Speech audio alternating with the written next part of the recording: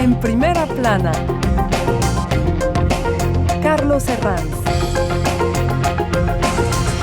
Bienvenidos en Primera Plana, un programa de Radio Francia Internacional y de France 24. Esta semana ponemos el foco en El Salvador, que va a inaugurar el ciclo electoral en América Latina de 2024 y la más que posible reelección de Bukele el 4 de febrero. Para ello nos acompañan en este estudio tres invitados que ya les presento. Pascal Drouot es editorialista y especialista de América Latina. Bienvenido. Muchas gracias.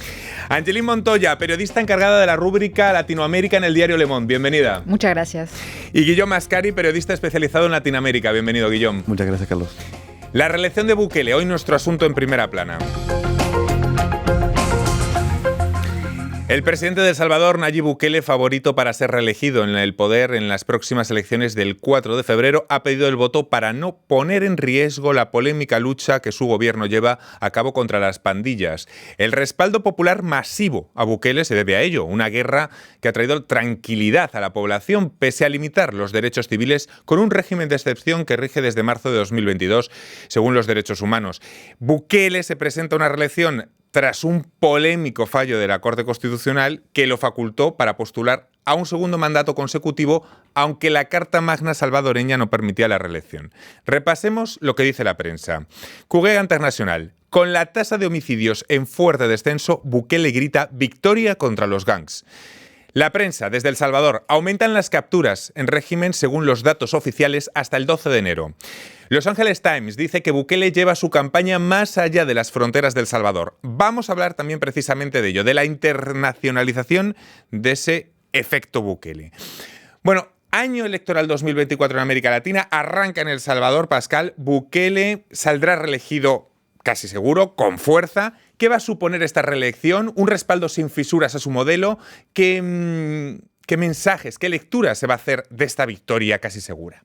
Bueno, creo, una respuesta positiva al pragmatismo y a los resultados que hubo en El Salvador durante ese periodo. Es fundamental porque Nayib Bukele fue elegido en 2019 mientras hubo un colapso, una forma de bancarrota del sistema político y de la ilusión democrática.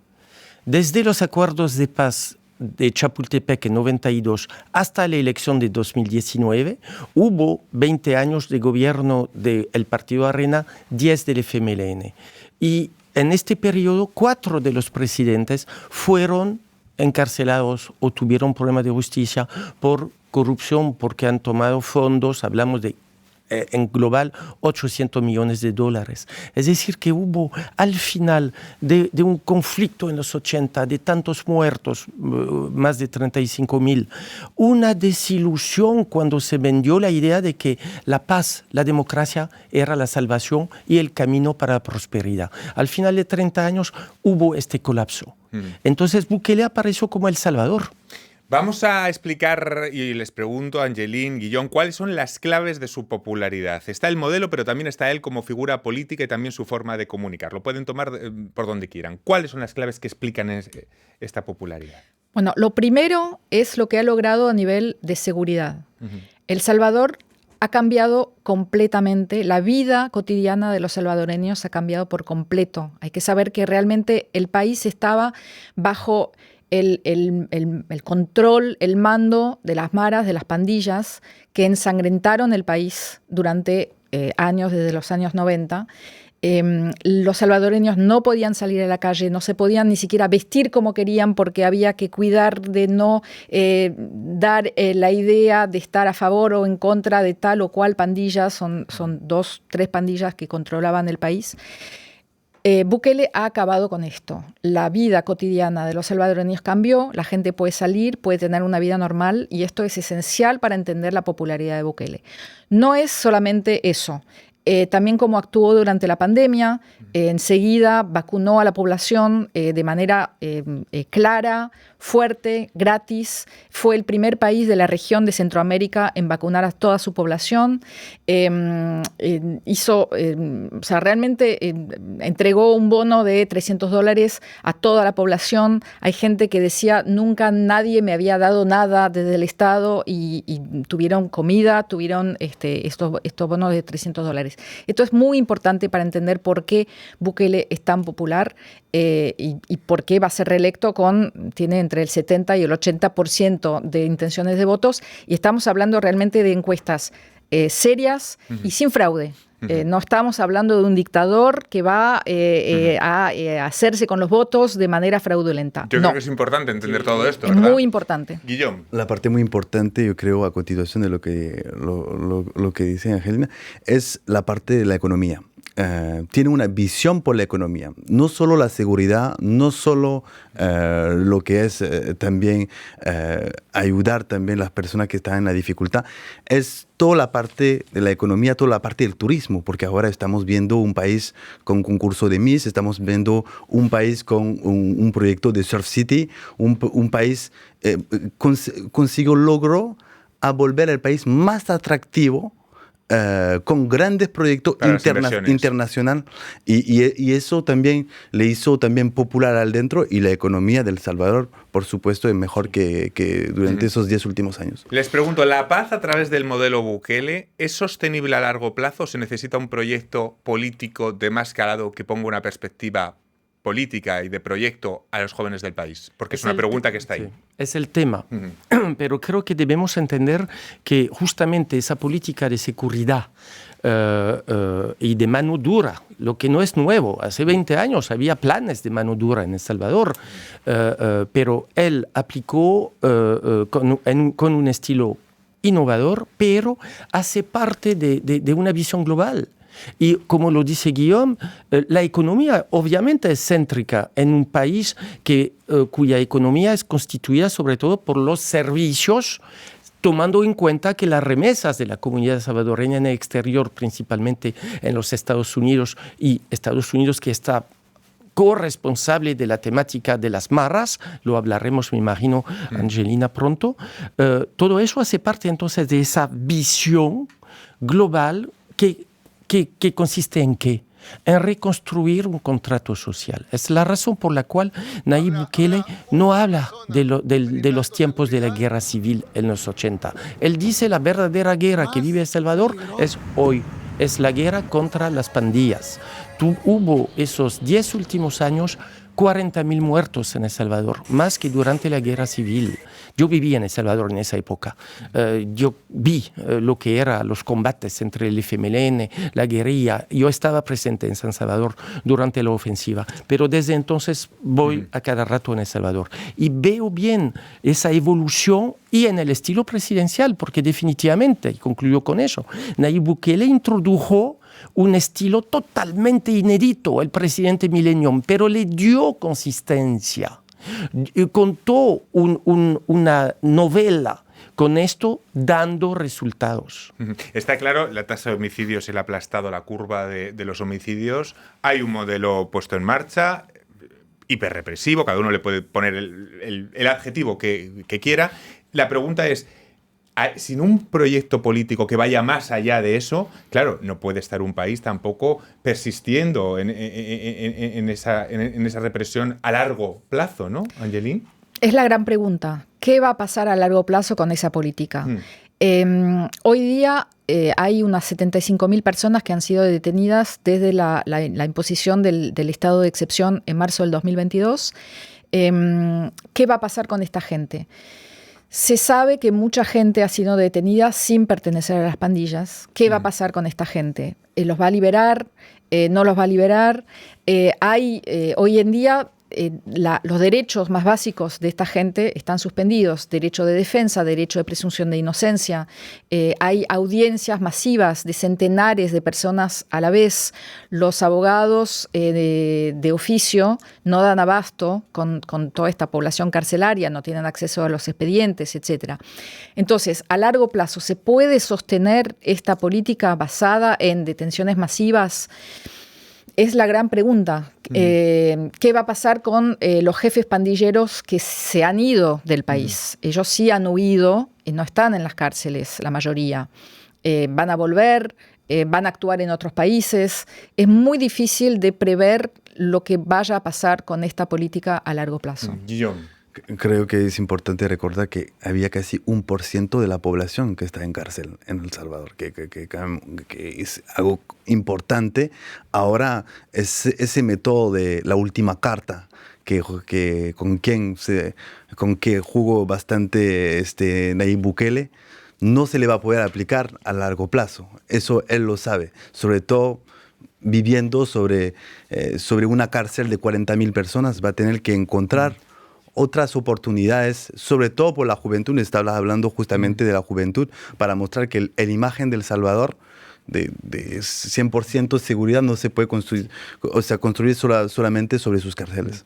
Claro, por un lado tenemos el problema de las garantías procesales a esos detenidos de todo este modelo, pero también por otro lado, no sé si cometemos un error al analizar el modelo Bukele exclusivamente con los ojos europeos de violación de derechos humanos, ¿no?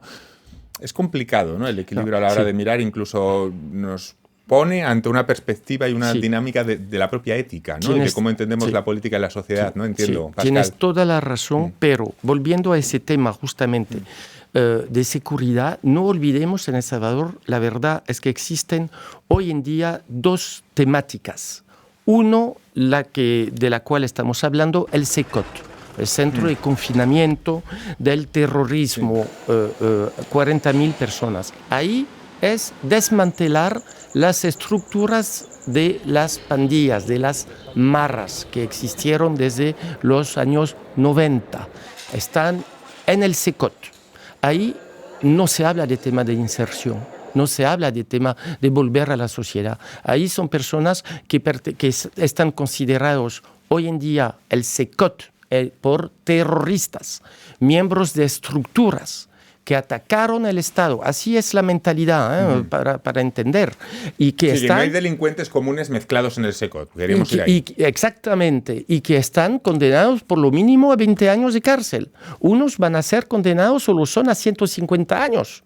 Bueno, y como lo acabas de decir perfectamente bien, es sistema ordinario judicial donde cometes un delito y estás condenado a penas X, ¿ok? Entonces es muy importante hacer esa también diferencia, pero el CECOT hace parte de una visión de pacificación interna, obviamente, y a largo plazo. Vamos a hacer una breve pausa. Vuelta, les quiero preguntar tanto quién ejerce los contrapoderes en El Salvador, vamos a hablar de la justicia, de los medios de comunicación y también de ese posible efecto internacionalización o seducción por parte de otros líderes de la región. Volvemos enseguida. Ellos observan, alertan, testifican, filman, fotografían. Son la voz de los que no la tienen. Son sus ojos alrededor del mundo. Los Observadores, una red de 5.000 ciudadanos comprometidos junto con France 24. Imágenes y testimonios de aficionados verificados por nuestros periodistas, transmitidos cada semana. Acompáñenme en Los Observadores por France 24 y france24.com.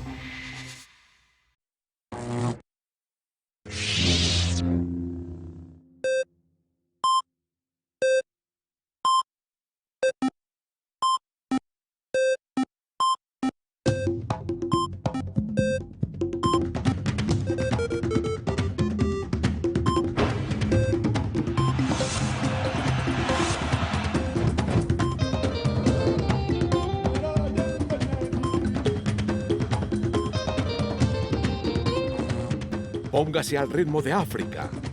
La Copa Africana de Naciones del 13 de enero al 11 de febrero en France 24.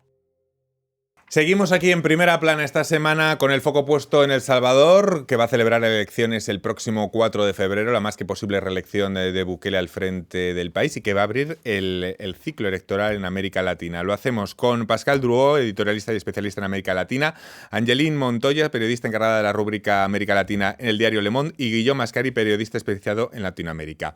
Les pregunto, y ahí lo dejaba antes de irnos a la pausa, claro, hemos descrito un modelo, el modelo Bukele, pero ¿quién ejerce ahora mismo de contrapoder en El Salvador? ¿En qué posición se encuentran ahora mismo los medios, la justicia, los contrapoderes a Bukele? Angeline. Bueno, este es otro tema. No hay contrapoderes hoy en día en El Salvador.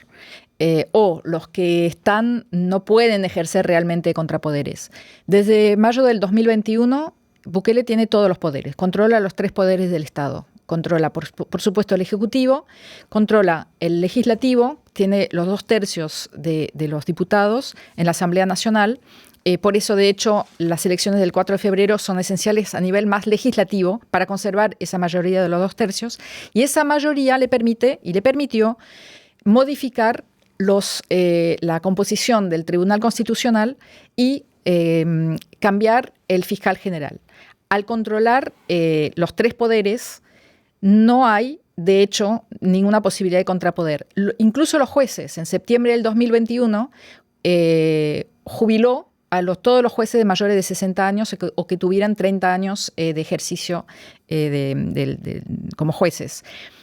Entonces, no hay hoy día un poder judicial legislativo que pueda frenar su política. De hecho, él lo dice, hizo un video ahora el 21 de enero, publicó un video en las redes diciendo es muy importante conservar la mayoría de los 2/3 porque esto nos permite conservar el control sobre el poder judicial. Lo dice perfectamente. Para él no hay ningún problema que no haya separación de los 3 poderes.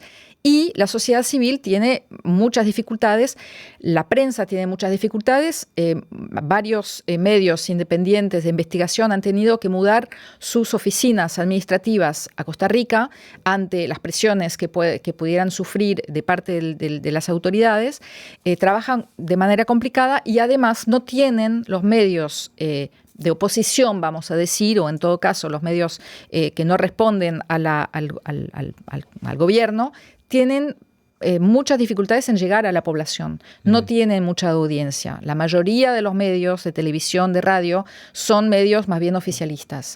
Entonces no llegan y no pueden contra las redes sociales que están dominados masivamente por gente pro Bukele. Por cierto, hablando de redes sociales, que antes no hemos tocado esta cuestión o la hemos pasado tangencialmente, el otro ángulo importante también de Bukele es la comunicación, ¿no? Y cómo se posiciona como líder en redes sociales, no sé si llamarlo una especie de autoritarismo 3.0, moderno y con un lenguaje muy adaptado a estos tiempos, Guillaume. Eso hace parte del modelo, justamente, si podemos llamar eso un modelo Bukele. Más que todo es una personalidad. Sí. Bukele hoy día, cuando miramos los otros gobernantes en América Latina, Bukele resalta por esa personalidad, tanto en las redes sociales, en el uso de las redes sociales, y tanto en su lenguaje también juvenil, también habla también en TikTok, habla también en X, antiguamente Twitter, habla en todos esos medios y redes sociales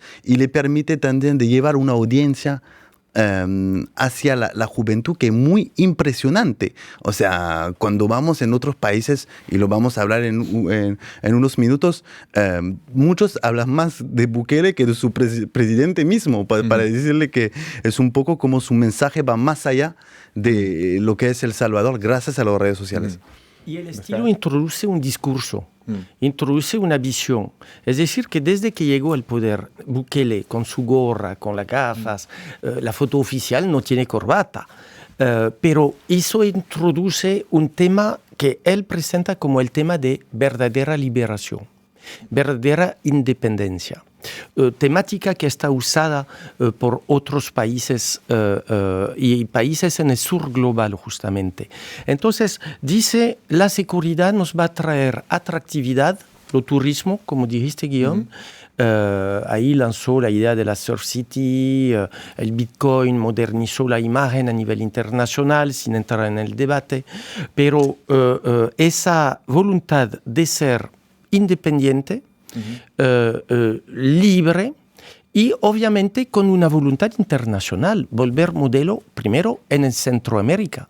El sistema de integración centroamericana no funciona porque la diversidad de Centroamérica, la temática del verdadero autoritarismo nicaragüense que bloquea el sistema, todo eso hace que El Salvador piensa poder, haciendo 60% de comercio regional con Guatemala, de Centroamérica, puede ser un líder de la región y obviamente el estilo y los resultados han vuelto de Bukele el presidente del cual ya la población habla por todo el continente.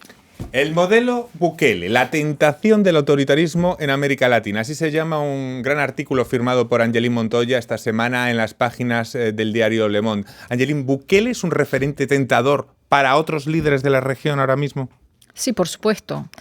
Por sus resultados, el problema de las pandillas, de las maras, de la violencia, es un problema que está candente en todo el continente. Poder tener un resultado tan contundente ante esta violencia es algo, por supuesto, que otros quieren replicar. Y además, con ese nivel de popularidad. Bukele tiene 90% de popularidad en su país y en la región. En toda la región es visto por las poblaciones como un modelo y todos quieren su Bukele. Ahora estamos pensando en Ecuador todos por el momento coyuntural. No estamos pensando, hay que nombrarlo, pero estamos pensando todos en lo que está pasando ahora con la crisis que tiene Noboa ahora encima de la mesa. Absolutamente, sí, claro. Y ha sido, bueno, Noboa últimamente se ha demarcado un poquito, ¿no? Ha dicho, bueno, no, nosotros queremos tener nuestro propio estilo, lo vamos a hacer a la manera ecuatoriana y no a la manera salvadoreña, pero muchos otros dirigentes o políticos de la región se han referido a Bukele como el modelo a seguir, en Paraguay, en Argentina. Quizá no tengan en cuenta algo que ha comentado Angelina al principio, que es muy complicado replicar el mismo modelo en otros sitios, ¿no? A lo mejor hay claves que no las tienen en cuenta. Bueno, una de las razones por las que es muy complicado replicar el modelo es que nadie tiene la mayoría de los 2/3 en el Congreso. Esto le permite tomar todas las decisiones que quiere sin ninguna oposición. Entonces, y en ningún lado los presidentes actuales ni siquiera tienen una mayoría calificada, simplemente no la tienen y están en minoría en sus congresos. Entonces, solamente por eso es muy complicado replicar ese modelo. Guillaume. Fuera de lo que es el aspecto legislativo, yo pienso que hay que mirar también la región en lo que es al nivel global. O sea, son realidades totalmente diferentes. Y eso, por eso ese modelo no se puede exportar de esa forma como el modelo, si digamos, entre comillas, el modelo Bukele. Otra cosa que es muy importante y por qué miran hasta justamente El Salvador como modelo, y para Bukele representa una victoria ideológica. Y eso es muy importante, fuera de lo que es un modelo. Es porque hay dos problemas. El problema del espacio en los cárceles, eso es muy importante, y el problema también de la presencia del Estado en sus regiones donde hay una ausencia del Estado, que sea en Perú, que sea en Ecuador, que sea también en unas partes también de Costa Rica y en Ecuador, sobre todo, cuando vemos el problema, es un problema de las cárceles. En Perú es una pregunta de ausencia de Fuerzas Armadas. O sea, en diferentes partes, diferentes países, la realidad es totalmente diferente. Pero en resumen, diría, hoy existen contraejemplos en la región. Haití. Se le asesinó en 2021 el propio presidente, que ya Haití es un estado fallido, donde las bandas manejan Puerto Principio, la capital. No hablo de la región. Y obviamente Ecuador y otros, pero las temáticas son diferentes, es cierto. Hay Haití. En Ecuador la temática es el tránsito de la droga, que concierne obviamente toda la región pacífica, norte, Centroamérica, hacia México, pero hay esta realidad ecuatoriana con país que tiene otra talla, otra dimensión, más población, donde la complejidad social es totalmente diferente, pero el ideal de la seguridad del pueblo, de la gente que va a trabajar, de la gente humilde. No olvidemos que hablamos de un continente donde 54% de los empleos vienen del sector informal. Son gente desprotegida, expuesta a extorsión, a esos homicidios, a ser heridos. Es decir, pues que hay este sueño de una seguridad que va a procurar, la posibilidad de la movilidad, de moverse y quizás también de consumir un poco mejor. Estamos intentando entender las claves de la más que posible reelección de Bukele el próximo 4 de febrero. Angeline, usted que está sobre terreno, la documentación de los eventuales excesos de la administración Bukele está siendo posible por algunos casos de ONGs y pocos de prensa, pero ¿esto se va haciendo complicado? ¿Hasta qué punto hay dificultades para esta documentación en El Salvador ahora mismo? Bueno, una de las dificultades, más allá de las presiones que pueda haber sobre la sociedad civil, sobre los periodistas, es la falta de transparencia.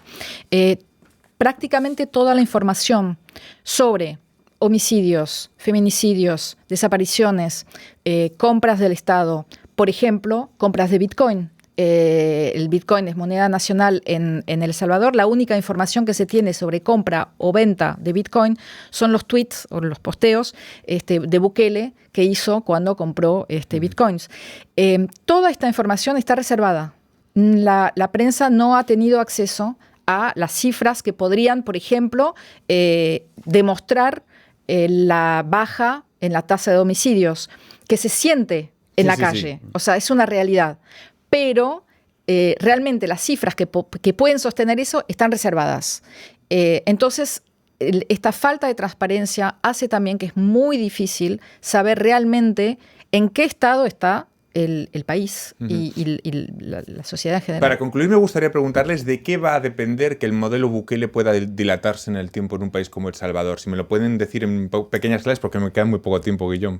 Depende de la acogida de la población. Yo creo que sobre todo eso hay que ver si la población se va a acostumbrar a ese modelo al medio o largo plazo, y eso nadie lo puede decir. Pese a la presión de ONG internacional, como lo dijo Angelina, eso lo vamos a ver. Pascal, para cerrar. Diría ahora que la temática de seguridad está, podemos arreglar.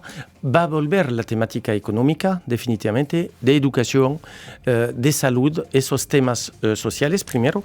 Y segundo, obviamente veremos si dentro de 10 años Nayib Bukele estará al cuarto periodo, y ahí sí nos vamos a poder preguntar realmente. Por lo pronto vamos a ver lo que pasa el 4 de febrero, que muy posiblemente, como indican los sondeos, se lo comentaba antes Angeline, va a salir reelegido con una importante porcentaje. Muchísimas gracias, ha sido un placer contar con unos invitados de lujo que conocen perfectamente El Salvador, y yo les espero la próxima semana aquí en Primera Plana. Gracias.